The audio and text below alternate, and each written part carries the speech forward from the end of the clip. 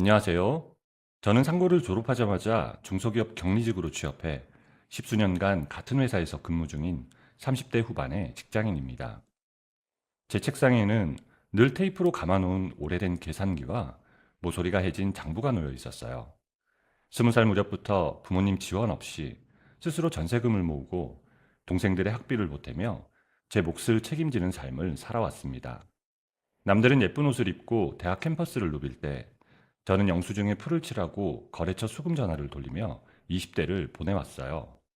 계절이 바뀌는 줄도 모르고 사무실 구석에서 숫자를 맞춰가며 야근을 밥 먹듯이 했습니다. 손마디가 굵어지고 화장품 살 돈을 아껴서 적금을 부으면서도 제 삶이 부끄럽다고 생각한 적은 단 한 번도 없었습니다. 비록 가방끈은 짧아도 누구에게 손 벌리지 않고 당당하게 제 밥벌이를 해왔으니까요. 서른이 갓 넘었을 무렵 거래처 직원으로 대리를 달고 있던 지금의 남편을 만났어요. 남편은 매달 초 명세서를 꼼꼼하게 확인하고 100원짜리 하나 틀리지 않게 처리하는 제 모습을 유심히 지켜보더라고요. 어느 날 결제 서류를 건네주며 남편이 먼저 커피를 마시자고 권했습니다.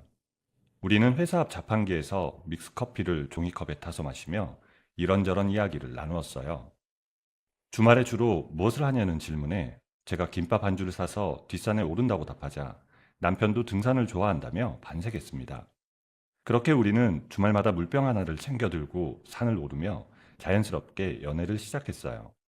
정상에 오르면 남편은 수건으로 제 이마에 땀을 닦아주며 늘 제 성실함과 생활력을 칭찬해 주었습니다. 당신처럼 야무지고 자기 앞가림 잘하는 사람은 처음 봐. 나는 그게 정말 멋지다고 생각해. 남편이 제 손을 꼭 잡으며 씩 웃었습니다. 저는 그 두툼하고 따뜻한 손의 감촉을 느끼며 이 사람과 평생을 함께해도 좋겠다고 생각했어요. 1년의 연애 후 어느 가을날 시댁에 처음 인사를 드리러 갔습니다. 시어머니는 거실 소파에 앉아 사과를 깎아 내오며 꼬치꼬치 제 호구 조사를 시작하셨어요. 제가 상고를 졸업하고 바로 취업해서 동생들 뒷바라지를 하고 있다고 말씀드리자 시어머니는 들고 있던 과일칼을 쟁반 위에 탁 소리 나게 내려놓으셨어요. 요즘 세상에 대학 안 나온 아가씨가 다 있네. 우리 집안에는 고졸이 한 명도 없는데 이를 어쩌나. 시어머니가 혀를 차며 미간을 깊게 찌푸리셨어요. 저는 아무 대답도 하지 못하고 무릎 위에 올린 두 손만 꽉 쥐고 바닥만 쳐다보았습니다. 그때 곁에 앉아있던 남편이 재빨리 제 어깨를 감싸 안으며 시어머니를 향해 목소리를 높였어요. 엄마, 그런 소리 하지 마. 이 사람이 얼마나 성실하고 똑똑한지 알아? 내가 먼저 쫓아다녀서 겨우 만나는 거야. 남편이 적극적으로 나서서 방패막이가 되어준 끝에 시어머니는 몹시 못마땅한 표정으로 겨우 결혼 승낙을 해주셨어요. 결혼 준비 과정에서 시댁의 경제적 지원은 단 한 푼도 없었습니다. 저는 제가 그동안 적금을 부어 악착같이 모은 돈과 남편이 모은 자금을 합쳤습니다. 거기에 은행 대출을 한도 끝까지 듬뿍 낀 상태로 지은 지 20년이 넘은 빌라 전세 신혼집을 마련했어요. 새 가구를 들일 돈이 부족해 중고 매장에서 흠집난 식탁과 낡은 소파를 사서 깨끗이 닦아서 썼지만 조금도 억울하진 않았습니다. 신혼초 저는 시어머니에게 제대로 된 며느리로서 인정받고 싶어서 제 나름의 최선을 다했어요. 결혼식을 올리고 첫 월급을 타자마자 매달 100만 원씩 시어머니 통장으로 용돈이 자동이체되도록 은행에 가서 설정을 해두었어요. 그리고 금요일 저녁 퇴근 후에는 시장에 들러 양손 무겁게 장을 봐와서 토요일 내내 주방에서 밑반찬을 만들었습니다. 소고기 장조림을 푹 졸이고 멸치를 바삭하게 볶아 반찬통에 담아 주말마다 시댁 냉장고를 가득 채워드렸어요. 남편은 제가 주방에서 반찬통을 씻고 정리할 때마다 다가와 제 어깨를 주물러 주었어요. 매주 이렇게 반찬에서 나르느라고 고생이 많어. 내가 설거지는 다 할게. 남편이 소매를 걷어붙이고 고무장갑을 끼며 싱크대 앞에 섰습니다. 저는 싱크대 옆에 서서 그런 남편의 듬직한 뒷모습을 바라보았어요. 우리는 서로 부족한 점을 채워가며 소박하지만 평온한 맞벌이 부부의 일상을 유지했습니다. 하지만 잔잔했던 제 일상에 균열이 가기 시작한 것은 결혼 3년 차가 되던 해였어요. 어느 날 남편의 남동생이 본가로 인사를 데리고 올 사람이 있다고 가족 단체 채팅방에 연락을 해왔습니다. 도련님은 서울대를 졸업하고 이름만 대면 아는 대기업에 다니고 있었는데 결혼할 사람 역시 회계사로 일하는 여성이었어요. 예비동서가 처음 시댁 식구들에게 인사를 오기로 한 주말이 다가왔습니다. 시어머니는 평소 저를 집으로 불러 김치찌개나 차려주셨던 거와는 완전히 다른 행동을 하셨어요. 시내에서 코스 요리로 유명하고 가장 비싸다는 최고급 한정식집의 프라이빗 룸을 한 달 전부터 직접 예약하셨습니다. 약속 장소에 도착해 보니 테이블 위에는 화려한 생화 장식이 놓여 있었고 무거운 녹그릇과 은수저가 반짝거렸어요. 문이 열리고 예비 동서가 도련님과 함께 방으로 들어오자 시어머니는 자리에서 벌떡 일어나며 버선발로 마중을 나가셨습니다. 아휴, 우리 예쁜이 왔어. 이쪽으로 와서 편하게 앉아. 시어머니가 예비 동서의 손을 꽉 잡고 상석으로 이끌며 부드럽게 쓰다듬으셨습니다. 식사가 시작되고 전체 요리가 나오자 시어머니는 예비 동서의 직업과 학벌을 끊임없이 칭찬하며 질문을 쏟아내셨어요. 저는 문가의 가장 구석자리에 앉아 조용히 샐러드를 씹어 넘기고 있었습니다. 그때 시어머니가 턱짓으로 제 쪽을 가리키며 퉁명스럽게 지시하셨어요. 큰애야, 거기 멍하니 앉아있지 말고 나가서 종업원한테 시원한 물이랑 앞접시 좀 더 가져오라고. 그리고 고기 식기 전에 네가 불판에 좀 구워서 아가씨 앞접시에 예쁘게 놔줘라. 시어머니가 텅 빈 물잔을 제 앞으로 툭 밀며 말씀하셨습니다. 비싼 코스 요리 식당이라 담당 종업원이 문 밖에서 대기하며 서빙을 전담하고 있었는데도 굳이 저를 부리셨어요. 저는 입을 꾹 다문 채 쥐고 있던 젓가락을 내려놓고 조용히 의자에서 일어났습니다. 네, 어머니, 제가 나가서 가져올게요. 제가 방문을 열고 복도로 나가려 하자 남편은 제 얼굴을 한번 힐끗 쳐다보고는 아무 말 없이 다시 수저를 들었습니다. 남편은 묵묵히 제 앞의 갈빗집만 베어물고 있었어요. 저는 방문을 닫고 복도로 나와 자판기에서 찬물을 한 잔 뽑아 단숨에 들이켰습니다. 두꺼운 문 너머로 시어머니의 호탕한 웃음소리와 도련님의 맞장구 치는 소리가 새어나왔어요. 깊게 숨을 들이마시고 다시 방으로 들어가 뜨거운 숯불 불판 앞에 섰습니다. 집게를 들고 생고기를 올려 조심스럽게 뒤집기 시작했어요. 타닥거리며 기름이 튀어 손등이 붉게 달아올랐지만 저는 묵묵히 가위질만 계속했어요. 가장 잘 익은 살코기를 골라 예비동서의 금박장식 앞접시에 하나씩 놓아주었습니다. 아, 형님, 제가 구울게요. 고생하지 마시고 앉아 계세요. 예비동서가 자리에서 엉거주춤 일어나며 제 손의 집게를 건너받으려 팔을 뻗었습니다. 하지만 시어머니가 재빨리 손을 뻗어서 예비동서의 팔목을 가볍게 잡으며 제지하셨어요. 놔둬라. 우리 큰애가 고기 하나는 기가 막히게 잘 구워. 넌 귀한 손님이니 신경 쓰지 말고 그냥 맛있게 먹기나 해. 시어머니가 젓가락으로 큼직한 고기를 집어 예비동서의 밥 위에 직접 얹어주시며 활짝 웃으셨어요. 저는 매캐한 고기 굽는 연기를 고스란히 마시며 방 한 구석에 우두커니 서 있었습니다. 시어머니의 시선 속에서 저는 며느리가 아니라 그저 이 집안의 식사 시중을 드는 사람에 불과했습니다. 긴 식사 자리가 모두 파하고 밖으로 나왔을 때 불어오는 밤 공기가 유난히 차가웠어요. 집으로 돌아오는 차 안에서 남편은 오늘 동서가 참 성격이 좋은 것 같다며 콧노래를 부르며 운전대를 잡고 있었습니다. 저는 조수석 창밖으로 빠르게 스쳐가는 네온사인을 가만히 바라보았어요. 그리고 코트 주머니 속에 손을 넣은 채 기름에 대어 붉어진 손등을 엄지손가락으로 말없이 문질렀습니다. 동서의 결혼식이 끝나고 두 번의 계절이 바뀌었습니다.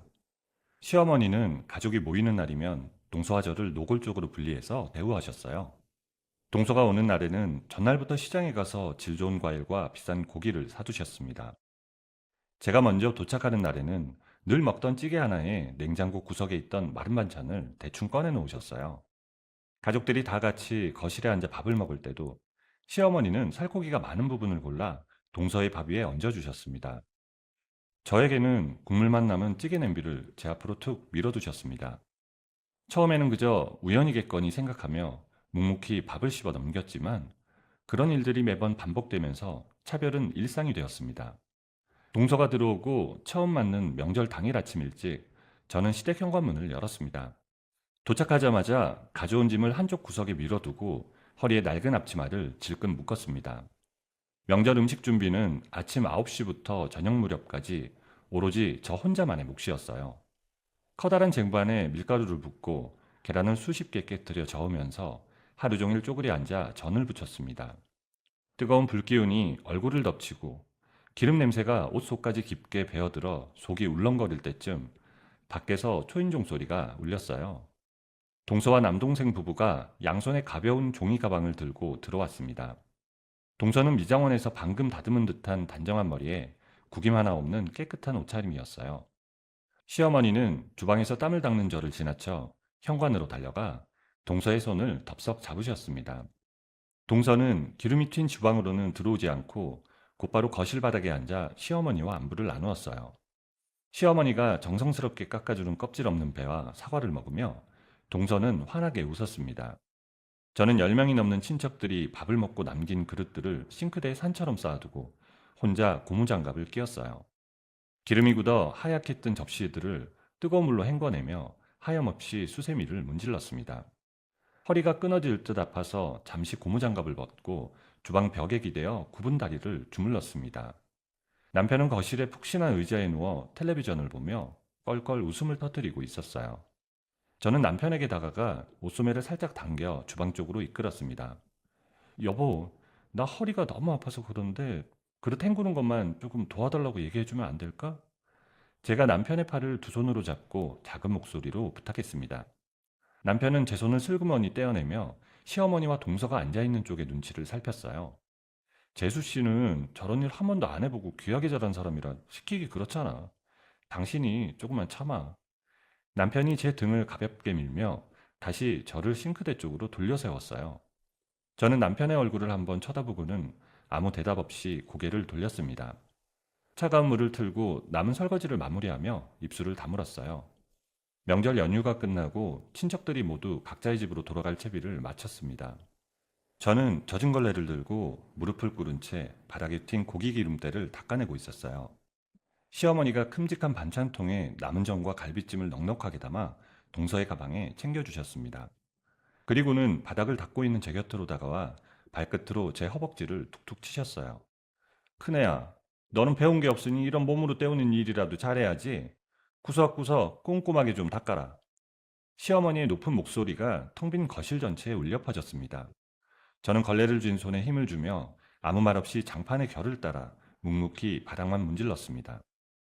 동서는 시어머니가 쥐어주는 두툼한 흰색 봉투를 두 손으로 받으며 고개를 숙여 인사했습니다.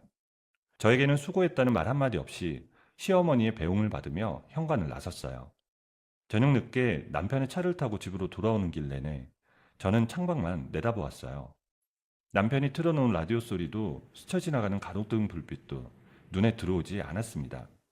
집에 도착해서도 남편과 눈을 마주치지 않고 곧장 욕실로 들어가 샤워기를 틀었습니다. 몇 달의 시간이 흐르고 찬바람이 불기 시작할 무렵 시어머니의 칠순생신이 다가왔어요.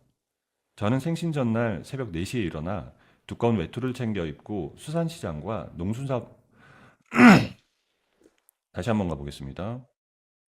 저는 생신 전날 새벽 4시에 일어나 두꺼운 외투를 챙겨 입고 수산시장과 농수산물 시장을 돌았어요. 가장 신선한 미역과 질 좋은 양지머리 고기를 고르고 싱싱한 채소들을 양손 무겁게 샀습니다. 시댁 주방에 도착하자마자 큰 냄비에 물을 올리고 밤을 꼬박 새우며 생신상을 준비했어요. 핏물을 여러 번 빼서 갈비찜을 안치고 미역국을 끓이면서 틈틈이 소금으로 간을 맞췄습니다. 가진 채소를 얇게 채 썰어 볶고 당면을 삶아 커다란 통에 넣고 잡채를 버무렸습니다. 아침 일찍 식탁 위에 제가 만든 음식들을 보기 좋게 담아 정성껏 차려냈어요. 시어머니는 안방에서 나와 식탁 의자에 앉으시더니 미역국을 한 숟가락 뜨셨습니다. 이내 숟가락을 탁소리 나게 내려놓으시며 국이 너무 짜다고 숟가락을 내려놓으셨어요. 갈비찜은 고기가 질기다며 아예 젓가락도 되지 않으시고 밥그릇을 멀찍이 밀어두셨습니다. 점심 무렵 현관 초인종이 울리고 동서부부가 커다란 종이상자를 들고 들어왔어요. 시내에서 가장 유명하다는 빵집에서 주문해서 가져온 화려한 장식의 빵이었습니다. 시어머니는 식탁 가운데 있던 잡채 접시를 치워버리고 그 자리에 종이상자를 올리셨어요. 아휴, 우리 둘째 며느리가 이렇게 비싸고 예쁜 걸 사왔네. 모양이 참 곱다. 시어머니가 휴대전화기를 꺼내 빵을 이리저리 찍으며 어린아이처럼 기뻐하셨어요. 제가 밤새워 졸이고 끓인 반찬들은 식탁 구석으로 밀려나 뚜껑도 덮이지 않은 채 차갑게 식어갔습니다. 식사가 끝나고 식탁 위에는 기름진 빈 그릇과 뼈다귀들이 어지럽게 널려 있었습니다. 저는 다시 앞치마를 두르고 싱크대 앞에 서서 수세미에 주방 세제를 듬뿍 묻혔어요. 거센 물소리 너머로 거실에서 들려오는 사람들의 웃음소리가 유난히 제 귓가를 맴돌았습니다. 동서가 고급스러운 포장 상자에서 얇은 목도리를 꺼내 시어머니의 목에 직접 불러드리고 있었어요. 우리 엄마 오늘 둘째 며느리 잘 둬서 호강하시네. 아주 얼굴이 환해지셨어요. 남편이 거실 바닥에 기대어 앉아 손뼉을 치며 시어머니와 동서를 번갈아 바라보며 웃었습니다. 저는 설거지를 하다 말고 수세미를 내려놓은 뒤 고무장갑을 벗어 싱크대 모서리에 걸쳐두었어요. 젖은 손을 앞치마에 대충 닦고 주방 입구에 서서 거실의 풍경을 가만히 바라보았습니다. 편안한 의자에 나란히 앉아 텔레비전을 보며 끊임없이 웃고 있는 세 사람의 뒷모습이 보였어요. 그들 사이에는 제가 비집고 들어갈 수 있는 공간이 조금도 존재하지 않았습니다. 오직 저만 이 집 안에서 겉돌고 있다는 사실이 너무나도 선명하게 다가왔어요. 저는 조용히 앞치마 끈을 풀고 주방 구석의 낡은 식탁 의자를 빼서 소리 없이 주저앉았습니다. 눈앞에 쌓인 설거지거리들을 바라보며 두 손을 무릎 위에 가지런히 모았습니다. 시어머니의 생신 모임이 지나고 한 달이라는 시간이 흘렀습니다. 그날 이후 시어머니의 간섭은 단순히 가사노동을 떠넘기는 선에서 멈추질 않았습니다. 제 개인적인 소비 습관부터 생활 방식까지 하나하나 참견하며 통제하기 시작했어요. 어느 주말 시댁 식구들이 모두 모여 근처 식당에서 외식하는 날이었어요. 저는 며칠 전 교회 아울렛에서 세일할 때 산 남색 원피스를 단정하게 다려입고 나갔어요. 식당 앞 주차장에 도착하니 동서 부부가 외제차에서 내리고 있었습니다. 동서는 한눈에 봐도 빳빳하고 윤기가 흐르는 베이지색 명품 코트를 입고 있었어요. 시어머니는 식당 입구에서 동서의 코트 소매를 살며시 쓸어내리며 미소를 지었습니다. 우리 둘째 며느리는 옷도 참 고급스럽게 잘 입네. 얼굴이 다 산다. 시어머니가 동서의 옷깃을 여며주시더니 곧바로 제 쪽으로 고개를 돌리셨습니다. 위아래로 제 옷차림을 훑어보시는 시어머니의 시선이 제 구두 끝에서 멈췄어요. 큰애야, 너는 어디 시장통에서 주워 입은 것 같은 옷을 입고 왔어? 동서 보기에 격 떨어지게 이게 무슨 꼴이냐? 시어머니가 혀를 차며 제 원피스 자락을 손가락으로 살짝 튕기셨습니다. 저는 식당 유리문에 비친 제 낡은 구두와 평범한 원피스를 물끄러미 바라보았어요. 그리고는 아무 대답 없이 쥐고 있던 핸드백 끈을 만지작거렸습니다. 매달 제 통장에서 시어머니 계좌로 이체되는 100만 원의 용돈에 대해서도 타박이 이어졌어요. 식사를 마치고 찻집에 앉아 있을 때 시어머니가 탁자 위에 찻잔을 내려놓으시며 말씀하셨습니다. 큰애 네가 다니는 조그만 회사에서 월급 받아봤자 뻔할 텐데 무리해서 용돈 안 보내도 된다. 동선에는 씀씀이부터가 달라서 100만 원은 돈 같지도 않으니까. 제 벌이와 직장을 대놓고 무시하는 말씀에 저는 찻잔 손잡이만 조용히 매만졌습니다. 퇴근 후 씻고 나온 남편이 거실 소파에 앉아 텔레비전을 켜는 모습을 보았어요. 저는 남편 곁으로 다가와 소파 끝에 조심스럽게 걸터 앉았습니다. 그리고 남편 쪽으로 몸을 틀며 차분하게 이야기를 꺼냈어요. 여보, 어머님이 저렇게 말씀하시는데 우리 용돈 이체하는 금액을 절반으로 줄이는 게 어떨까? 시댁 가는 횟수도 한 달에 한 번으로 조율했으면 좋겠어. 제 말을 들은 남편은 텔레비전 화면에서 눈을 떼지 않은 채 리모컨 버튼만 꾹꾹 눌렀습니다. 엄마 성격이 원래 필터 없이 말씀하셔서 그런 거 당신도 알잖아. 왜 긁어 부스럼을 만들어? 제가 남편의 팔에 손을 얹으며 다시 한번 설득하려 했습니다. 어머니가 동서랑 나를 계속 비교하시니까 내가 너무 지쳐서 그래. 남편은 제 손을 밀어내며 소파에 몸을 깊숙이 기댔습니다. 동서가 잘나서 집안 자랑거리가 된 건데 왜 당신이 나서서 분위기를 망쳐? 괜한 자격지심 가지지 말고 그냥 넘어가. 남편의 입에서 나온 자격지심이라는 단어에 저는 자리에서 천천히 일어났습니다. 그리고 텔레비전 불빛만 번쩍이는 거실을 지나 안방으로 들어가 불을 꺼버렸습니다. 며칠 뒤 평소보다 야근이 길어져 밤 9시가 다 되어 현관 비밀번호를 누르고 집에 들어왔어요. 신발을 벗기도 전에 주방 쪽에서 바사락거리는 비닐봉지 소리가 들려왔습니다. 놀란 마음에 서둘러 거실로 들어가 보니 주방불이 환하게 켜져 있었어요. 시어머니가 냉장고 문을 활짝 열어둔 채 제 반찬통도를 모조리 꺼내 싱크대 위에 올려두셨더라고요. 시어머니는 비닐장갑을 낀 손으로 제가 주말 내내 졸였던 연근조림과 멸치볶음을 쓰레기 봉투에 쏟아붓고 계셨습니다. 반찬통에서 쏟아진 양념들이 싱크대 주변으로 붉게 튀어 있었어요. 어머니, 지금 뭐 하시는 거예요? 제가 다 만들어둔 반찬들인데 왜 버리세요? 제가 가방을 바닥에 내려놓고 다가가 시어머니의 팔을 잡았습니다.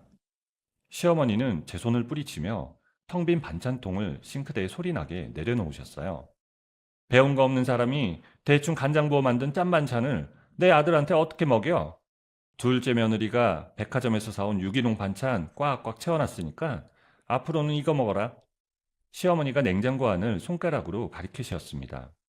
그곳에는 백화점 식품관 로고가 박힌 고급스러운 반찬통들이 줄지어 놓여 있었어요. 시어머니는 고무장갑을 벗어 싱크대에 걸쳐두고는 겉옷을 챙겨 입으며 현관으로 향하셨습니다. 저는 현관문이 닫히는 소리를 들으며 버려진 제 반찬들이 담긴 쓰레기 봉투 앞에 우두커니 서 있었습니다. 봉투 입구를 묶어들고 아파트 1층 분리수거장으로 천천히 걸어 내려갔어요. 음식물 쓰레기통 뚜껑을 열고 반찬들을 쏟아부은 뒤 플라스틱 통들을 수도가에서 헹궜습니다. 수세미로 통에 밴 양념을 문질러 닦아내며 밤 공기를 깊게 들이마셨어요. 집으로 돌아오니 그 사이 퇴근한 남편이 식탁에 앉아 밥을 먹고 있었습니다. 동서가 사온 백화점 반찬들을 종류별로 꺼내놓고 부지런히 젓가락질을 하더라고요. 역시 비싼 게 다르긴 하네. 당신도 와서 이것 좀 먹어봐. 엄마가 우리 생각해서 챙겨주신 건데 기분 풀어. 남편이 젓갈을 밥 위에 얹으며 입안 가득 음식을 씹고 있었습니다. 저는 그 모습을 등지고 안방으로 들어가 장롱문을 열었어요. 구석에 쌓여있던 낡은 이불 하나와 베개를 꺼내 품에 안았습니다. 그리고 안방을 나와 컴퓨터와 잡동사니들이 쌓여있는 비좁은 작은 방으로 들어갔어요. 바닥에 이불을 반듯하게 깔고 문을 닫은 뒤 잠금 장치를 돌려 잠궈버렸습니다. 다음날 출근하기 전 저는 철물점에 들러 현관문 이중 잠금 장치를 사서 달았습니다. 퇴근 후 집에 오면 가장 먼저 이중 잠금 장치의 쇠고리를 단단하게 걸어 잠궜어요. 시어머니가 언제 또 비밀번호를 누르고 불쑥 들어와서 제 공간을 헤집어 놓을지 모른다는 생각 때문이었어요. 남편은 작은 방문을 두드리며 각방을 쓰는 것에 대해 투덜거렸지만 저는 문을 열어주지 않았습니다. 작은 방 바닥에 누워 천장의 무늬만 가만히 바라보며 밤을 지새우는 날들이 길어졌어요. 남편과 마주 앉아 밥을 먹는 일도 소소한 대화를 나누는 일도 점차 사라져갔습니다. 적막한 방 안에서 저는 벽을 보고 누워 얇은 이불을 머리끝까지 끌어올렸습니다. 각방 생활을 시작한 지 2달이 지난 가을, 달력을 보니 시할아버지의 첫 제사가 붉은 동그라미로 표시되어 있었어요. 올해는 시할아버지께서 돌아가시고 처음 맞는 제사라 문중 어르신들이 빠짐없이 모인다고 시어머니가 며칠 전부터 으름장을 놓으셨어요. 참석 인원만 대략 10명이 넘는 큰 규모의 행사였습니다. 시어머니는 제게 전화를 걸어 50명분의 음식과 상차림을 전부 맡아서 하라고 일방적으로 통보하셨어요. 저는 수화기를 든 채 탁자 위 달력의 날짜를 물끄러미 바라보며 알겠다고 대답했습니다. 제사를 며칠 앞두고 가족 단체 채팅방에 동서의 메시지가 길게 올라왔어요. 회사 프로젝트 마감일이 겹쳐서 주말 내내 야근을 해야 하니 제사에는 도저히 참석할 수 없다는 내용이었습니다. 시어머니는 단 1분도 지나지 않아 바쁜데 어쩔 수 없다며 몸 상하지 않게 밥이나 잘 챙겨 먹으라는 답장을 남기셨습니다. 남편 역시 제사 당일 오후 반차를 내고 늦게 오겠다며 아침 일찍 양복을 입고 출근해 버렸어요. 결국 이 넓은 거실을 채울 50명분의 제사 음식을 준비할 사람은 저 혼자뿐이었습니다. 제사 전날 저는 회사에 연차를 내고 아침 일찍 전통시장으로 향했어요. 시장 입구에서 튼튼한 수레 2개를 양손에 끌며 복잡한 시장 골목을 돌고 또 돌았습니다. 방앗간에 들러 갓 짠 참기름을 사고 정육점에서는 신선한 국거리용 고기와 산정용 고기를 두툼하게 썰어달라고 했습니다. 고사리, 도라지, 시금치 같은 나물거리부터 큼직한 동태포, 배와 사과까지 수레가 터질 듯이 식재료를 주워 담았어요. 양손 가득 무거운 짐을 들고 차 트렁크와 뒷좌석에 빈틈없이 밀어 넣었습니다. 운전대를 잡고 시댁 아파트 단지에 도착하니 이미 오후 2시가 훌쩍 넘은 시간이었어요. 저는 거실 구석에 식재료가 담긴 비닐봉지들을 펼쳐놓고 겉옷을 벗었습니다. 그리고 곧바로 좁은 주방으로 들어가 허리에 앞치마를 질끈 묶고 소매를 걷어붙였어요. 가장 먼저 커다란 들통에 물을 붓고 큼직하게 썬 무와 다시마를 넣어 탕국을 끓이기 시작했습니다. 그 다음에는 거실 바닥에 신문지를 넓게 깔고 앉아 끝도 없이 나무를 다듬고 뜨거운 물에 데쳤습니다. 날이 어두워지고 베란다 창 밖으로 가로등 불빛이 켜질 때까지 저는 가스레인지 앞을 떠나지 못했어요. 프라이팬 3개를 동시에 올려두고 동태전과 육원전, 꼬치전을 쉴 새 없이 부쳐댔습니다. 허리가 펴지지 않고 종아리가 퉁퉁 부어올랐지만 기름 냄새 속에서 기계처럼 손을 움직였어요. 시어머니는 안방에서 텔레비전을 보시다가 이따금 주방으로 걸어 나오셨습니다. 그러고는 제가 부쳐놓은 전을 손가락으로 집어 맛을 보셨어요. 탕국 간이 왜 이리 밍밍하냐? 소금 좀 팍팍 쳐서 끓여라. 시어머니가 미간을 찌푸리며 숟가락을 싱크대에 툭 던져두고는 다시 안방으로 쑥 들어가 버렸어요.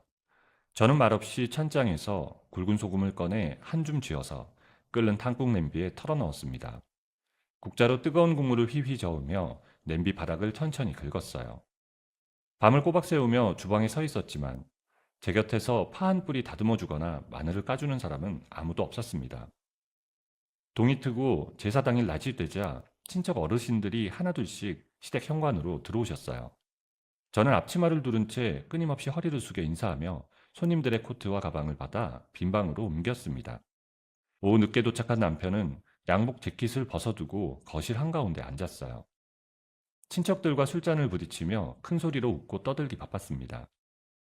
저는 방바닥에 커다란 낡은 교자상을 5개를 이어붙이고 그 위에 하얀 비닐을 깔았어요. 그리고 쉰개의 밥그릇과 국그릇을 쟁반에 얹어 끝없이 퍼나르는 작업을 시작했습니다. 갓 부친 따뜻한 전을 썰어 접시에 담고 나물을 종류별로 담아 상마다 올렸어요. 식사를 마친 상이 하나씩 물러날 때마다 저는 주방 싱크대로 빈 그릇을 옮겨 산처럼 쌓아두었습니다.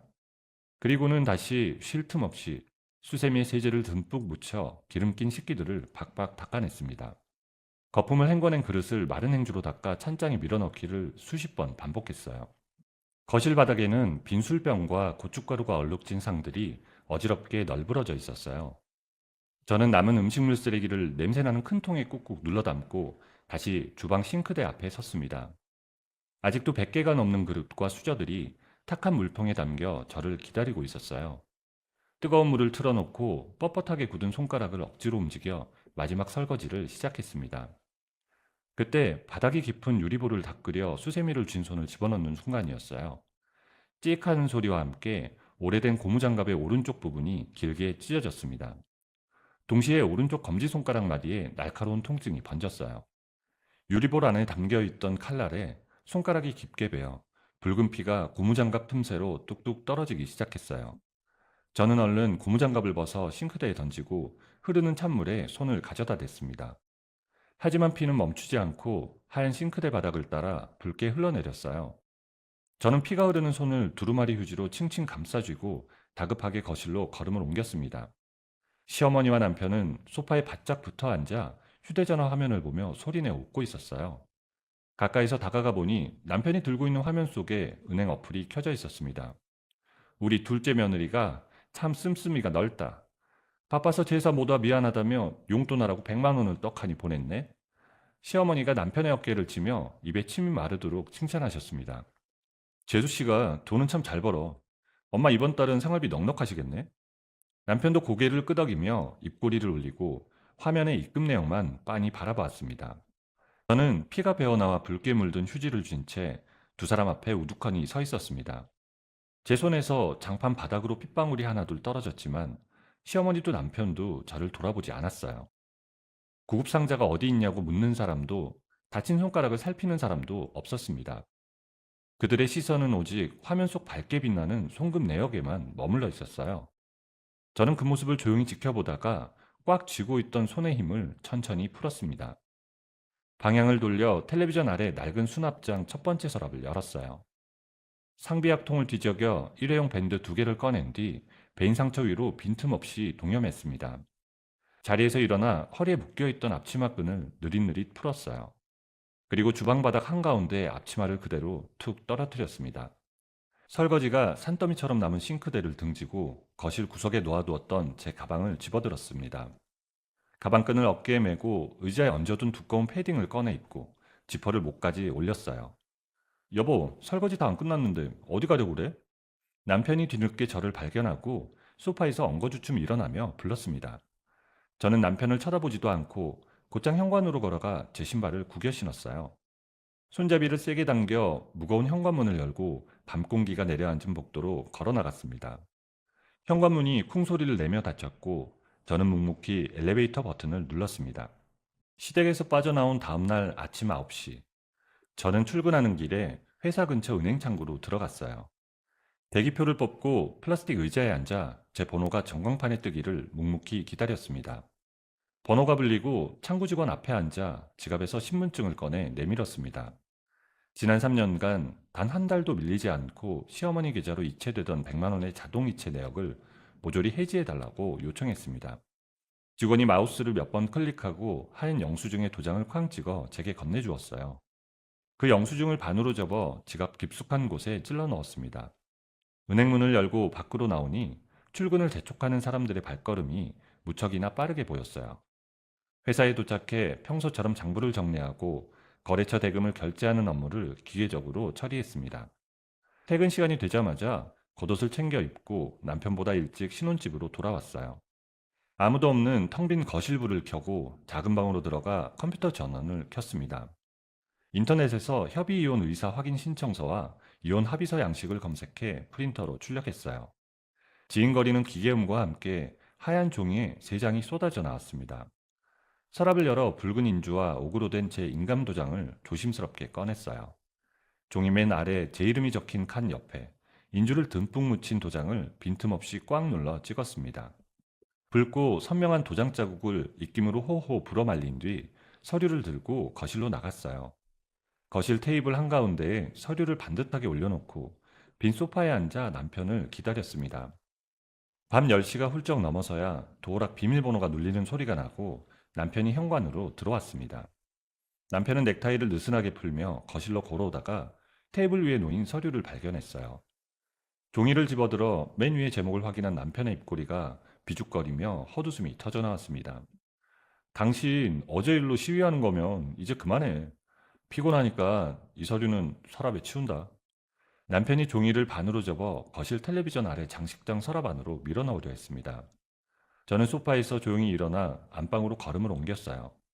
장롱 한 구석에 세워두었던 커다란 회색 캐리어를 거실 바닥으로 끌고 나와 지퍼를 활짝 열었습니다. 그리고 안방 서랍장을 열어 제 속옷과 두꺼운 스웨터, 바지들을 꺼내 캐리어 안에 차곡차곡 담기 시작했어요. 화장대 위에 있던 제 스킨과 로션, 나무 빗까지 모두 파우치에 쓸어 담았습니다. 어머니 통장으로 매달 들어가던 100만 원 자동이체 오늘 아침에 은행 가서 전부 해지했어. 서류 구겨지지 않게 잘 펴서 당신 도장 찍은 다음 법원으로 가져와. 제가 양말을 둥글게 말아 캐리어 빈틈에 쑤셔 넣으며 남편의 눈을 똑바로 쳐다보고 말했습니다. 남편은 서랍에 넣으려던 서류를 바닥에 떨어뜨리고 제 앞으로 쿵쾅거리며 다가와 짐 싸는 손을 막아섰습니다. 여보, 당신 진짜 왜 이래? 엄마가 원래 유별난 거 당신도 알잖아.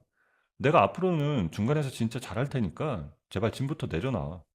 남편이 제 양손목을 강하게 쥐며 열려있는 캐리어 뚜껑을 억지로 닫으려 했습니다. 저는 남편의 손을 힘껏 뿌리치고 한 걸음 뒤로 물러섰어요. 어머니가 나를 대놓고 무시하고 멸시할 때마다 당신은 입 다물고 모른 척 했잖아. 나한테는 당신의 그 방관이 훨씬 더 끔찍했어. 비켜. 제가 남편의 어깨를 강하게 밀어내고 캐리어 지퍼를 끝까지 채워 닫았습니다. 손잡이를 길게 뽑아쥐고 현관으로 걸어가 바닥에 놓인 제 구두를 구겨 신었어요. 남편이 황급히 뒤따라와 제 겉옷소매를 잡았지만 저는 고개를 돌리지 않고 도어락 닫힘 버튼을 눌러 문을 열었습니다. 차가운 복도로 나와 캐리어 바퀴를 굴리며 엘리베이터에 올라탔어요. 사흘 뒤 저는 회사 근처의 낡은 비즈니스 호텔에 머물며 출퇴근을 하고 있었습니다. 점심시간이 막 지났을 무렵 제 책상 위의 사무실 직통전화가 요란하게 울리기 시작했습니다. 수화기를 들어 귀에 대자마자 익숙하고 날카로운 목소리가 귓가를 강하게 때렸어요. 네가 지금 제정신이냐? 감히 시어미 용돈을 마음대로 끊고 집구석을 기어나가? 당장 짐 싸들고 얌전히 들어와. 수화기 너머로 시어머니가 숨을 헐떡이며 악을 쓰는 소리가 선명하게 들렸어요. 저는 주변 동료들이 들을까봐 자리에서 일어나 수화기를 입술에 바짝 가져다 댔습니다. 어머니, 저 그 사람과 이혼 절차 밟고 있어요. 앞으로 저한테 하실 말씀 있으시면 법원을 통해서만 연락하세요. 제가 시어머니의 대답을 기다리지 않고 사무실 전화기의 종료 버튼을 꾹 눌러버렸습니다.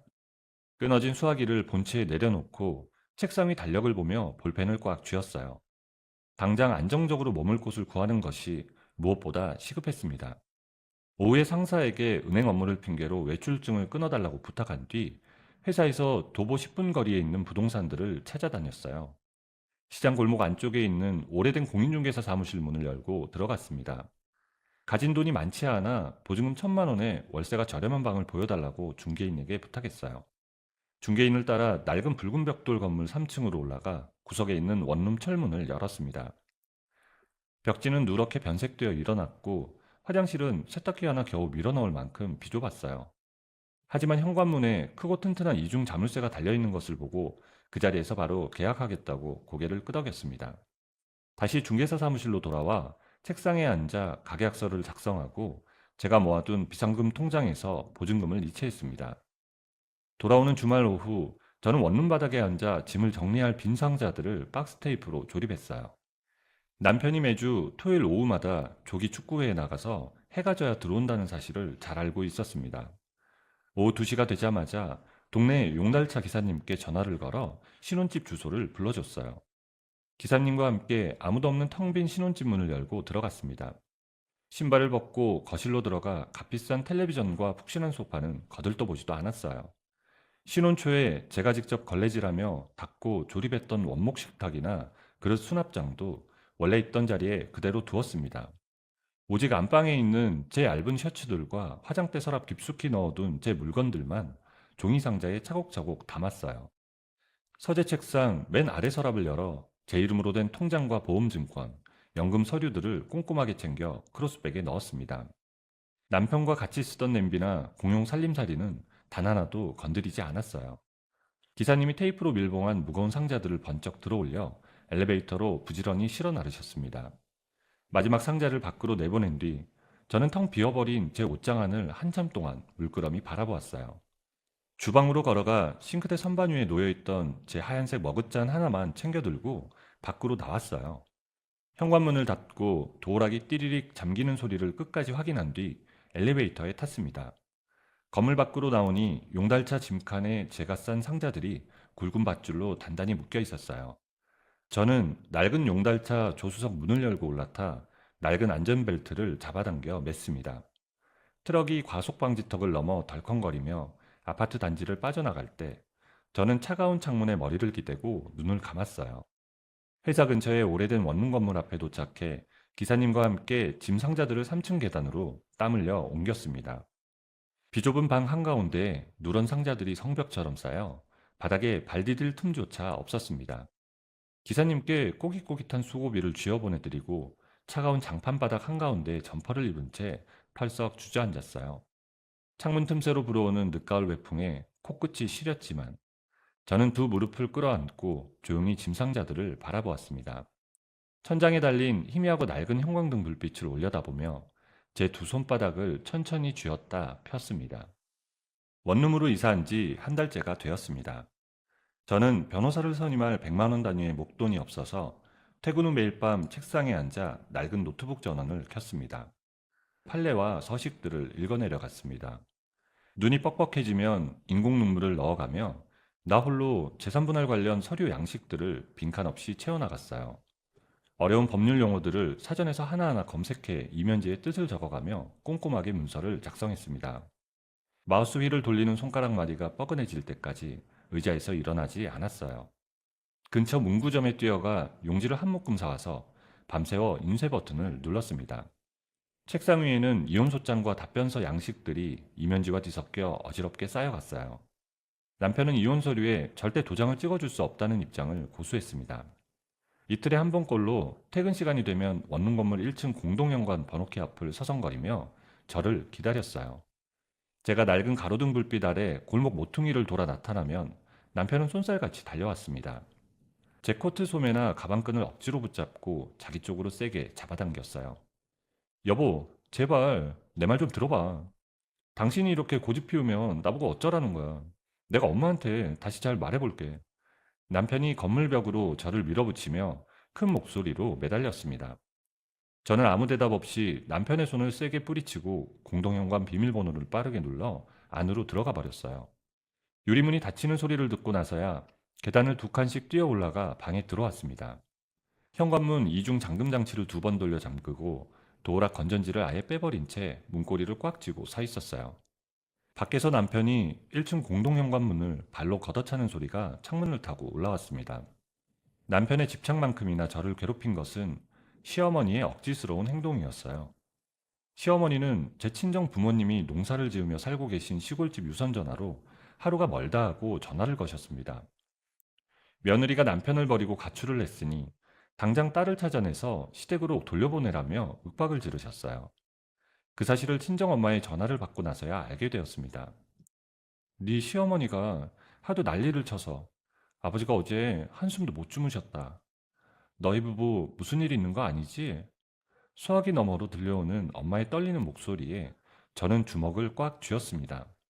저는 아무 일도 없고 회사에서 중요한 프로젝트를 맡아 근처 숙소에 며칠 나와 있는 거라고 애써 목소리를 높여 엄마를 안심시켰어요. 전화를 끊고 나서도 한참 동안 휴대전화를 두 손으로 감싸 안은 채 방바닥에 웅크려 앉아 있었습니다. 그날 이후로 매일 저녁 7시가 되면 시간을 정해놓고 친정집에 먼저 전화를 걸었어요. 씩씩한 목소리로 부모님과 저녁 반찬 이야기를 나누며 시어머니의 전화를 신경 쓰지 마시라고 당부했습니다.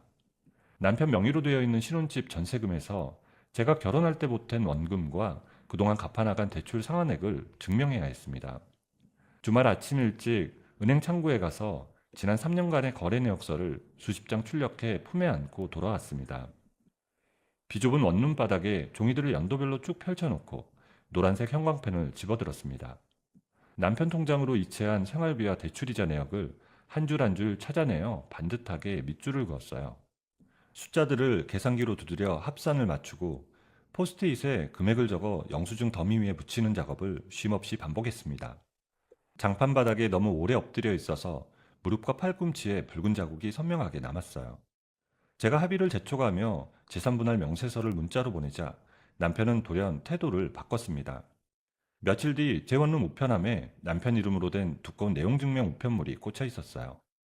봉투를 뜯어보니 최근 부동산 전세 시세가 떨어졌으니 원금을 다 돌려줄 수 없다는 내용이 적혀 있었습니다. 오히려 그동안 본인이 낸 대출 이자와 집값 하락분을 제하고 나면 저에게 줄 돈이 1,000만 원도 채 되지 않는다며 억지를 부렸어요. 저는 종이를 쥔 손을 허벅지 위로 내리고 창밖의 가로등 불빛만 한참 동안 쳐다보았습니다. 제가 매달 이체한 꼬리표 붙은 돈들을 고스란히 무시하는 처사에 헛웃음이 나왔어요.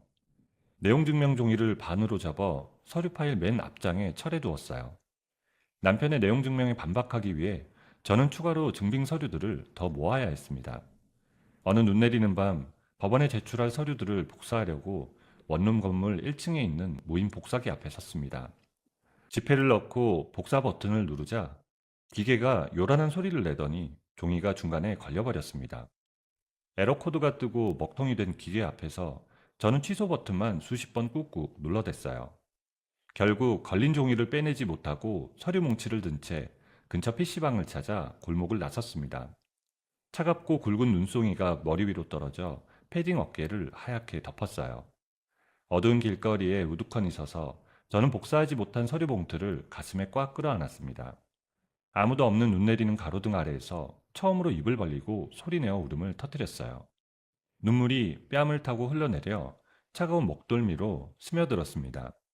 장갑도 끼지 않은 맨손으로 눈물을 벅벅 닦아내고 코를 훌쩍이며 다시 발걸음을 뗐습니다. PC방 구석자리에 앉아 동전을 넣고 출력 버튼을 눌러 서류들을 마저 뽑아 봉투에 담았어요. 남편의 억지 주장을 하나하나 반박할 준비 서면을 작성하느라 새벽 3시가 넘도록 잠을 자지 못하는 날들이 이어졌습니다. 피로가 누적되자 10수년 동안 한 번도 실수한 적 없던 직장 업무에서도 구멍이 생기기 시작했어요. 거래처에 보내야 할 세금 계산서 금액의 0을 하나 빼먹고 발송하는 사고를 쳐버렸어요. 부장님이 결제 서류를 들고 제자리로 와서 서류를 책상 위에 탁 소리 나게 내려놓으셨어요. 이 과장, 요새 무슨 일 있어? 이렇게 기본적인 숫자를 틀리면 어떡해? 이번 달만 벌써 3번째야. 부장님이 미간을 찌푸리며 제 어깨를 손가락으로 가볍게 톡톡 치셨습니다. 저는 자리에서 일어나 허리를 굽혀 죄송하다고 연신 고개를 숙였어요. 다시 자리에 앉아 모니터의 숫자들을 바라보며 두 눈을 질끈 감았습니다. 점심시간에 화장실 칸에 들어가 변기 뚜껑을 닫고 찬물로 세수를 하며 뺨을 가볍게 쳤습니다. 하루라도 빨리 이 지루한 싸움을 끝내고 싶다는 조급함이 매일 밤 저를 짓눌러 왔어요. 아무도 도와주는 사람 없이 나 혼자 거대하고 단단한 벽에 부딪혀 바닥을 긁고 있다는 고립감이 밀려왔습니다. 저는 원룸의 좁은 벽면에 투명 테이프를 이용해 제가 작성한 서류와 증거 자료들을 순서대로 길게 붙여두었습니다. 아침에 눈을 뜰 때마다 벽에 붙은 서류들을 하나하나 짚어가며 소리내어 읽었어요. 찬물을 한 잔 마시고 거울 앞에 서서 제 얼굴을 똑바로 바라보며 헝클어진 머리를 빗어넘겼습니다. 퇴근길에는 도마를 꺼내 밥을 차려 먹을 최소한의 기력조차 남아있지 않았어요. 가방을 메고 편의점에 들러 삼각김밥 2개와 생수 한 병을 사들고 들어왔습니다. 방바닥에 서류들을 잔뜩 깔아놓은 채 그 한가운데 양반다리를 하고 앉았어요. 삼각김밥 비닐을 천천히 뜯어 한 입 크게 베어 물었습니다. 차가운 밥알을 꼭꼭 씹어 삼키며 저는 두툼하게 완성된 솥장 봉투의 겉면을 손바닥으로 쓸어내렸습니다. 다음날 점심시간을 이용해 회사 앞 도로에서 택시를 잡아 타고 관할 가정법원 민원실로 향했어요. 남편에게 정당한 재산 분할을 요구하는 소장과 두꺼운 증거자료 뭉치를 기어코 접수창구 직원에게 밀어넣었습니다. 직원이 찍어준 접수증을 받아 지갑에 반듯하게 챙겨놓고 법원 회전문을 밀고 밖으로 걸어 나왔어요. 법원에 소장을 접수하고 반년이라는 시간이 훌쩍 지났습니다. 계절이 2번이나 바뀌는 동안 저는 좁고 어두운 원룸에서 남편과 내용증명 서류를 주고받았어요. 회사 점심시간마다 밥을 굶고 구청이나 동주민센터로 뛰어가 가족관계 증명서와 주민등록 초본을 떼어 봉투에 담았습니다. 우체국 창구에 서서 빠른 등기로 서면을 붙이고 돌아오는 길에는 늘 발걸음이 천근만근 무거웠어요. 법원 기일이 잡힐 때마다 직장 상사에게 눈치를 보며 반차와 연차 결제를 수시로 올려야 했습니다. 수면 부족으로 책상에 앉아 꾸벅꾸벅 조는 날이 많아지자 부장님의 표정도 점점 굳어졌어요. 어느 날 창고에서 복사 용지를 정리하다가 십수년을 바쳐온 제 소중한 직장마저 위태로워질 수 있다는 생각이 번쩍 들었습니다. 결국 저는 기나긴 소송을 이어갈 기력을 잃고 남편에게 한 발 양보하기로 결심했어요. 제가 신혼집 전세금에 보탰던 원금 중 500만 원을 포기하고 남편이 주장하는 대출이자 일부를 제가 부담하는 선에서 합의하자고 문자를 적었습니다. 전송 버튼을 누르기 전 한참 동안 휴대전화 화면을 노려보았어요. 억울한 마음에 키보드를 치던 손가락을 잠시 멈췄지만 이 지독한 진흙탕 싸움을 하루라도 빨리 끝내고 싶은 마음이 훨씬 더 컸습니다. 문자를 보낸 지 3일 만에 남편에게서 알겠다는 짧은 단답형 답장이 돌아왔어요. 우리는 각자의 요구사항을 건조한 텍스트로 조율하며 최종 합의서를 작성했습니다. 다음날 아침 일찍 저는 반차를 내고 관할 가정법원 로비의 차가운 대리석 의자에 앉아 남편을 기다렸습니다. 남편은 약속 시간보다 10분 늦게 면도도 제대로 하지 않은 푸석한 얼굴로 나타났어요. 우리는 어떤 인사도 나누지 않고 나란히 민원실 창구로 다가갔습니다. 가방에서 협의이혼 의사 확인 신청서를 꺼내 직원에게 조용히 내밀었습니다. 직원이 서류의 빈칸을 검토하고 2사람의 신분증을 대조한 뒤 얇은 접수증 한 장을 제게 건네주었어요. 서류를 반으로 접어 지갑에 챙겨넣고 법원 회전문을 밀고 밖으로 나왔습니다. 자녀가 없는 부부라 법원에서 우리에게 한 달간의 이혼 숙려 기간을 부여했어요. 이 기간 동안 마음이 바뀌면 언제든 신청을 취소할 수 있다고 직원이 사무적인 말투로 안내해 주었습니다. 숙려 기간이 절반쯤 지났을 무렵 퇴근길 지하철 안에서 제 휴대전화가 짧게 울렸습니다. 남편에게서 온 장문의 문자 메시지가 화면을 가득 채우고 있었어요. 돈은 자기가 대출을 더 받아서라도 다 맞춰줄 테니까 서류를 찍고 처음부터 다시 시작하자는 뻔한 내용이었습니다. 저는 문자를 끝까지 읽지도 않고 화면을 손가락으로 가볍게 밀어 넘겼어요. 답장을 보내는 대신 우측 상단에 점 3개 버튼을 눌러 남편의 번호를 수신 차단 목록에 등록했습니다. 달력에 붉은 펜으로 동그라미를 쳐둔 한 달이 지나고 마침내 법원의 최종 확인 기일 아침이 밝았어요. 법정 안으로 들어가 판사님 앞의 좁은 책상에 남편과 1미터 정도 거리를 두고 나란히 섰습니다. 법정 안은 사람들의 숨소리만 들릴 정도로 아주 고요했어요. 판사님이 서류를 넘기며 2사람 모두 이혼 의사에 변함이 없는지 건조한 목소리로 확인하셨습니다. 네, 변함 없습니다.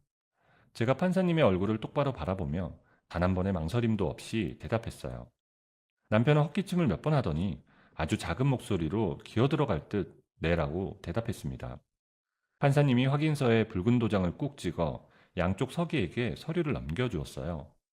법원 밖으로 나와 곧장 택시를 잡아 타고 근처 구청 민원실로 향했습니다. 가족관계 등록 창고 앞의 좁은 테이블에 서서 이혼 신고서를 꺼냈어요. 각자의 이름과 주민등록번호를 볼펜으로 반듯하게 꾹꾹 눌러 적었습니다.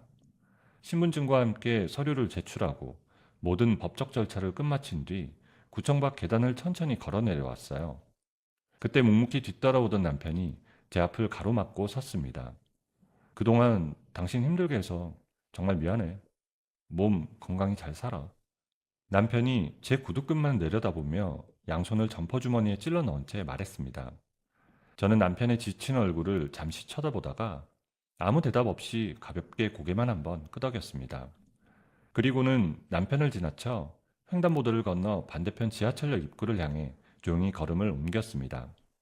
지하철 빈자리에 앉아 가방 지퍼를 열고 구청에서 받은 접수증을 가장 깊숙한 칸에 밀어 넣었어요. 휴대전화를 켜서 은행 어플에 접속해 제 예금 계좌의 잔액을 새로 고침했습니다.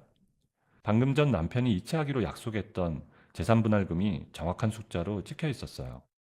신혼 때 제가 모았던 원금에는 조금 못 미치는 금액이었지만 홀로서기를 다시 시작하기에는 모자라지 않은 돈이었어요. 그 길로 저는 예전에 원룸을 구했던 낡은 부동산에 다시 찾아갔습니다. 중개인 아주머니와 함께 동네 골목을 돌아다니며 집을 서너 군데 살폈어요. 원룸 건물에서 두 블럭 정도 떨어진 곳에 지어진 지 얼마 안 된 투룸 빌라를 보게 되었습니다. 남향으로 단 거실 창문으로 오후에 따뜻한 햇빛이 길게 들어오고 방 두 개가 반듯하게 나누어져 있었어요. 저는 화장실 타일을 살펴보고 싱크대 수압을 틀어본 뒤 곧바로 계약서에 도장을 찍겠다고 말했습니다. 주말 아침 일찍 이삿짐 센터의 소형 용달차를 불러 원룸에 쌓아두었던 누런 상자들을 새 투룸으로 모두 옮겼습니다. 바닥을 물걸레로 한번 닦아내고 상자들을 풀어 옷장과 수납장에 짐을 차곡차곡 정리했어요. 대충 짐 정리를 마친 뒤 얇은 겉옷만 챙겨서 동네 대형마트로 걸어갔습니다. 예전 신혼집에서는 시어머니가 때가 덜 탄다고 억지로 골라주신 칙칙한 짙은 갈색 커튼을 3년 내내 달아두었었어요. 이번에는 온전히 제 취향대로 얇고 하늘하늘한 하얀색 천 커튼을 가트에 담았습니다. 거실 한쪽 구석을 밝혀줄 길쭉한 스탠드 간접 조명도 하나 구입했어요. 집으로 돌아와 거실 창틀에 작은 의자를 밟고 올라가 땀을 뻘뻘 흘리며 전동 드릴로 직접 커튼봉을 달았습니다. 벽면 콘센트에 스탠드 조명 플러그를 꽂고 스위치를 켜자 거실 전체가 은은하고 따뜻한 노란빛으로 포근하게 채워졌습니다. 어느덧 해가 지고 저녁 시간이 되어 휴대전화를 켜서 제가 가장 좋아하는 매운 떡볶이와 모둠튀김을 푸짐하게 시켰어요. 텅 빈 거실 한가운데 시장에서 샀던 낡고 작은 접이식 식탁을 활짝 펴고 앉았어요. 플라스틱 배달 용기에 겉면 비닐 포장을 손으로 조심스럽게 뜯어내고 나무젓가락을 반으로 쪼갰습니다. 베란다 창문을 살짝 열어두니 시원한 초겨울 저녁바람이 방충망을 통과해 제 뺨을 스치고 지나가더라고요. 지난 반년 동안 법원과 구청을 수도 없이 오가고 우체국에서 서류를 붙이던 길고 지루한 싸움이 드디어 끝났습니다. 빨간 떡볶이를 하나 집어 입에 넣고 천천히 씹으며 저는 바닥에 양손을 짚고 길고 깊은 숨을 훅 내쉬었습니다. 밤 11시가 훌쩍 넘었지만 저는 거실에 불을 끄지 않고 환하게 켜두었어요. 시어머니가 언제 제 허락도 없이 비밀번호를 누르고 들어올지 몰라 이중 잠금 장치를 걸어두고 불안해하던 밤들은 이제 완전히 사라졌어요. 부엌 냉장고 문을 열어 가장 안쪽에 넣어둔 차가운 캔맥주를 하나 꺼내어 손에 쥐었습니다. 캔 뚜껑을 따고 식탁에 턱을 괴고 앉아 텔레비전을 틀었어요. 그동안 골치 아픈 서류를 들여다보느라 챙겨보지 못했던 예능 프로그램을 채널을 돌려가며 연달아 시청했어요. 화면 속 사람들의 우스꽝스러운 농담을 보며 저도 모르게 킥킥거리며 소리내어 웃었습니다. 맥주캔이 바닥을 보일 때까지 서늘한 밤 공기를 마시며 저는 온전한 저만의 평온한 시간을 마음껏 누렸어요. 투룸 빌라로 거처를 옮기고 홀로 살기 시작한 지 어느덧 2년이라는 시간이 잔잔하게 흘렀습니다. 저는 여전히 예전 그 중소기업에서 매일 아침 9시까지 출근 도장을 찍고 사무실 제자리에 앉았어요. 작년 봄에는 10수년간 장부와 씨름하며 단 한 번의 결근 없이 성실하게 일한 공로를 인정받았습니다. 부장님의 추천으로 격리 대리에서 과장으로 승진을 하며 월급도 조금 올라갔어요. 내 자리 책상 위에는 여전히 숫자 버튼이 닳아버리고 테이프를 칭칭 감은 낡은 계산기가 놓여 있었습니다. 하지만 그 옆에는 제 이름 석자와 과장이라는 직급이 뚜렷하게 적힌 아크릴 명패가 새로 생겼어요. 주말인 토요일 아침이 되면 저는 알람 소리가 울리기도 전에 일찍 눈을 떠서 가벼운 스트레칭을 하고 있습니다. 편안하고 헐렁한 운동복 바지로 갈아입고 운동화 끈을 단단하게 묶은 뒤 보냉병에 시원한 물을 가득 담아 현관을 나섰어요. 동네 뒤편에 있는 나무가 우거진 조용한 산책로를 1시간씩 걸으며 맑은 공기를 깊게 들이마시고 있습니다. 땀이 이마에 송글송글 맺힐 때쯤 집으로 돌아와 창문을 활짝 열고 거실로 들어오는 아침 햇살을 반갑게 맞이해요. 거실 한 구석에 올망졸망 모여있는 크고 작은 화분들을 베란다로 옮겨 물뿌리개로 물을 흠뻑 줍니다. 햇빛을 받아 반짝이는 몬스테라 잎사귀의 먼지를 부드러운 수건으로 조심스럽게 닦아내며 느긋한 주말 오전 시간을 오롯이 즐기고 있습니다. 얼마 전 점심시간에 회사 건물 2층에 있는 휴게실에서 창밖을 보며 종이컵 커피를 마시고 있었어요.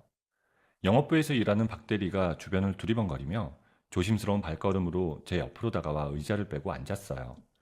박 대리의 남편이 제 전 남편과 같은 동네 조기축구회 회원이라 예전부터 아주 가끔씩 시댁 쪽 소식을 저에게 전해주곤 했거든요. 과장님, 저기 식사하시는데 불편하실 수도 있지만 제가 어제 남편한테 전해들은 이야기가 있어서요. 박 대리가 두 손으로 종이컵을 만지작거리며 제 눈치를 살피듯 얘기했습니다. 저는 마시던 커피를 탁자에 내려놓고 괜찮으니 편하게 말하라고 가볍게 고개를 끄덕였어요. 박 대리가 전해준 말에 따르면 시어머니는 제가 그 집을 떠난 뒤로 무척이나 고생을 하고 계신다고 했습니다. 명절이나 제사 때마다 50인분이 넘는 손님상을 차릴 사람을 구하지 못해 며칠 전부터 친척들에게 전화를 돌리며 쩔쩔 맨다고 했어요. 제가 떠난 후로 동서는 주말 출근이나 친정 부모님 댁 방문을 핑계로 명절 당일에는 아예 시댁 현관에 발을 들이지도 않는다고 하더라고요. 결국 시어머니는 비싼 돈을 주고 명절용 출장 뷔페를 부르거나 시장 전집에서 비싼 값의 음식을 전부 맞춰서 상을 차리신다고 전해왔습니다. 그 비용 문제와 가사 노동 문제로 전 남편과 시어머니가 명절 아침마다 거실에서 큰 소리로 언성을 높이며 다투는 일이 일상이 되었다는 이야기였어요. 그래서 어머님이 뒤늦게 과장님 빈자리 엄청 크게 느끼고 후회하신다는 소문이 축구의 아저씨들 사이에 쫙 퍼졌어요.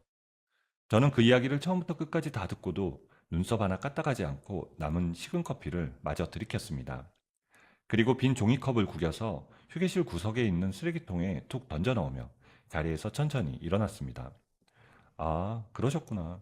박 대리, 우리 점심시간 다 끝나가는데 오후에 당 떨어지니까 1층 매점 가서 달콤한 초콜릿이나 하나씩 살까요? 제가 전 남편이나 시어머니에 대해 어떤 질문도 하지 않고 화제를 완전히 다른 곳으로 돌려버렸어요. 박 대리도 제 반응에 머쓱하게 웃으며 자리에서 일어나 제 뒤를 따라 나섰습니다. 그들의 소식은 이제 텔레비전 속에서 떠드는 먼 나라의 날씨 뉴스보다도 제게 아무런 감흥이나 동요를 주지 못했습니다. 물론 지난 2년 동안 홀로 살아가는 제 삶이 매 순간 완벽하게 편안하고 동화처럼 행복하기만 했던 것은 결코 아닙니다. 어느 날 밤에는 거실 천장의 형광등이 갑자기 수명을 다해 깜빡거리다가 집안이 칠흑같이 새까맣게 변한 적이 있었어요. 예전 같았으면 전 남편이 퇴근해서 돌아올 때까지 어두운 거실 구석에 웅크리고 앉아서 마냥 기다렸을 겁니다. 하지만 저는 제 휴대전화 손전등 기능을 켜고 베란다 창고로 걸어가 플라스틱 발 받침대를 거실 한가운데로 직접 가져왔습니다. 조심스럽게 받침대 위로 올라가 까치발을 들고 두 팔을 뻗어 무거운 유리 덮개를 나사에서 분리했습니다. 까맣게 탄 낡은 전구를 빼낸 뒤 찬장에서 미리 사둔 새 전구를 꺼내어 홈에 딱 소리가 나도록 맞춰 끼워 넣었어요. 그 짧은 시간 동안 팔이 후들거리고 등줄기에 식은땀이 뻘뻘 흘러내렸지만 스위치를 켜고 다시 환해진 거실을 보았을 때 가슴이 벅찼습니다. 현관문 밖으로 배달된 무거운 20리터짜리 생수 묶음을 낑낑거리며 좁은 현관을 지나 거실로 들여올 때면 허리가 빠질 것 같아 바닥에 주저앉기도 했습니다. 겨울밤에 혼자 심한 독감에 걸려 열이 펄펄 끓어오를 때 이마에 물수건 하나 얹어줄 사람이 없어 서러움이 밀려오기도 합니다. 그럴 때는 두꺼운 이불을 머리 끝까지 뒤집어 쓰고 앓는 소리를 내며 백인잇을 눈물로 적시기도 했습니다. 하지만 땀을 닦아내고 약봉지를 뜯어 찬물과 함께 삼키며 무사히 그 밤을 넘길 때마다 저는 제 스스로 모든 것을 감당하고 해냈다는 사실에 깊은 위안을 얻었습니다. 무엇보다 누군가의 날선 말 한마디에 눈치를 보며 숨을 죽이거나 억울한 멸시를 묵묵히 견뎌야 했던 과거의 정신적 고통에 비하면 지금의 육체적인 고단함은 깃털처럼 가볍게 느껴졌어요. 저는 이제 더 이상 회사나 모임에서 고졸이라는 제 학력을 부끄러워하며 남들 앞에서 입을 굳게 다물거나 화제를 피하지 않습니다. 새로 부서에 들어온 갓 대학을 졸업한 신입 직원들이 조심스레 어느 학교를 나오셨냐고 물어보는 경우가 가끔 있습니다. 그럴 때면 저는 고개를 똑바로 들고 상고를 졸업하자마자 이 회사에 이력서를 내고 취업해서 15년째 쉼없이 일하고 있다고 맑게 웃으며 대답했습니다. 19살 아주 어리고 서툰 나이부터 이 차갑고 엄격한 세상에 나와 단 한 번도 부모님이나 남의 주머니에 기대지 않았습니다. 오직 제 두 발로 서서 땀 흘려 제 밥벌이를 해왔다는 사실이 이제는 훈장처럼 느껴지고 있어요. 매일 밤 잠자리에 들기 전 안방 화장대 의자에 앉아 저는 은은한 꽃향기가 나는 핸드크림을 튜브에서 듬뿍 짜내고 있습니다. 키보드를 수만 번 두드리고 무거운 장부를 넘기느라 마디가 굵어지고 손가락 끝에 딱딱한 굳은 살이 박힌 제 두 손을 내려다봤습니다. 양손을 비벼 크림을 넓게 바르고 손가락 마디마디를 하나하나 정성스럽게 꾹꾹 누르며 마사지를 해주고 있어요. 화려한 네일아트를 받거나 값비싼 반지를 끼지 않은 투벅하고 못생긴 손일지 몰라도 제게는 지난 모진 세월을 치열하게 버텨낸 세상에서 가장 아름답고 자랑스러운 손입니다. 가끔 주말에 거실 서랍장을 정리하다가 가장 깊숙한 칸에 반듯한 파일에 보관된 기본 증명서를 꺼내 물끄러미 내려다보곤 하고 있습니다. 하얀 서류 한쪽에 검은 글씨로 선명하게 찍힌 이혼이라는 두 글자를 볼 때마다 초기에는 마음 한구석이 서늘해지고 덜컹거리기도 했습니다. 마치 내가 인생에서 큰 시험을 망치고 낙오자가 된 것 같은 기분에 휩싸인 적도 있었어요. 하지만 지금의 저는 그 글자가 제 인생을 망친 지울 수 없는 오점이나 남들에게 손가락질 받을 실패의 낙인이라고 절대 생각하지 않습니다. 오히려 나라는 사람의 귀한 존엄을 함부로 짓밟고 착취하던 부당한 취급 속에서 온갖 두려움을 뚫고 제 두 발로 당당하게 걸어 나온 위대한 독립선언서라고 여깁니다. 이렇게 제 지난 2년간의 일들과 생각들을 조용히 덤덤하게 적어내려가고 있는 지금 이 순간에도 제 머릿속에는 많은 감정들이 교차합니다. 하지만 지금의 저는 그 글자가 제 인생을 망친 지울 수 없는 오점이나 남들에게 손가락질 받을 실패의 낙인이라고 절대 생각하지 않습니다. 오히려 나라는 사람의 귀한 존엄을 함부로 짓밟고 착취하던 부당한 취급 속에서 온갖 두려움을 뚫고 제 두 발로 당당하게 걸어 나온 위대한 독립선언서라고 여깁니다. 이렇게 제 지난 2년간의 일들과 생각들을 조용히 덤덤하게 적어내려가고 있는 지금 이 순간에도 제 머릿속에는 많은 감정들이 교차합니다. 이 글을 읽고 계실 화면 너머 어딘가에서 어쩌면 과거에 웅크리고 있던 저처럼 가족이라는 거룩한 이름으로 포장된 채 부당한 희생을 강요당하고 계실 분들을 조용히 떠올려 봅니다. 출신 조건이나 학벌 혹은 그들이 만들어낸 어줍지 않은 기준들로 인해 턱없는 무시와 차별을 받으면서도 어떻게든 그 가정을 지켜보겠다고 피눈물을 홀로 삼키고 계실지도 모르겠습니다. 제가 그분들의 삶에 함부로 뛰어들어 당장 짐을 싸서 그 집을 나오라거나 서랍 속 이혼 서류에 얼른 도장을 찍으라고 무책임하게 부추기거나 선동할 수는 없습니다. 각자가 두 어깨에 짊어지고 있는 처한 현실의 무게가 다르고 현실에서 당장 버텨내야 할 경제적, 심리적 책임의 크기가 다르다는 것을 저 역시 뼈저리게 겪어서 누구보다 잘 알고 있기 때문입니다. 하지만 단 한 가지 제가 오늘 감히 두 손 모아 간절하게 부탁드리고 싶은 것이 있습니다. 본인의 영혼을 밑바닥부터 갉아먹고 부서뜨리는 그 끔찍한 관계 속에서 모든 화살을 돌려 본인 탓을 하는 일만큼은 지금 당장 멈춰주셨으면 좋겠습니다. 내가 주방에서 조금 더 참으면 평화로워지겠지. 혹은 내가 남들보다 못나고 부족해서 이런 험한 대우를 받는 거겠지라는 가슴 아픈 자책은 오늘 당장 쓰레기통에 구겨 버리셨으면 좋겠어요. 내가 주방에서 조금 더 참으면 평화로워지겠지. 혹은 내가 남들보다 못나고 부족해서 이런 험한 대우를 받는 거겠지라는 가슴 아픈 자책은 오늘 당장 쓰레기통에 구겨 버리셨으면 좋겠어요. 당신은 결코 그들의 비뚤어진 열등감을 채워줄 화풀이 대상이 되거나 함부로 무시를 당하고 버려져도 싼 하찮고 쓸모없는 사람이 절대 아닙니다. 당신은 그 자체로 충분히 사랑받을 자격이 있고 온전하게 존중받아 마땅한 귀하고 소중한 사람이라는 사실을 제발 잊지 말아주세요.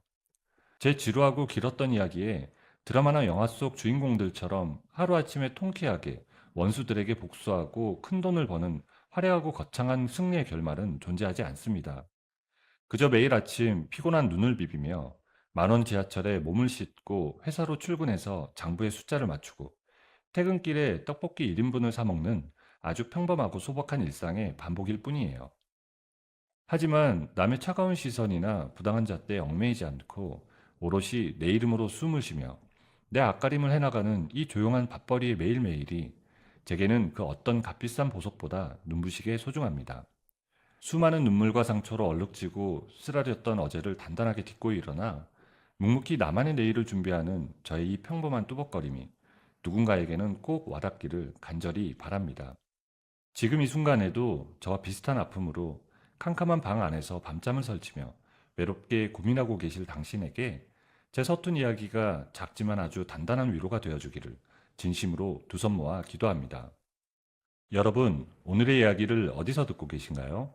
구독 버튼을 눌러주시고 댓글에 남겨주시면 감사한 마음으로 인사드리겠습니다. 감사합니다.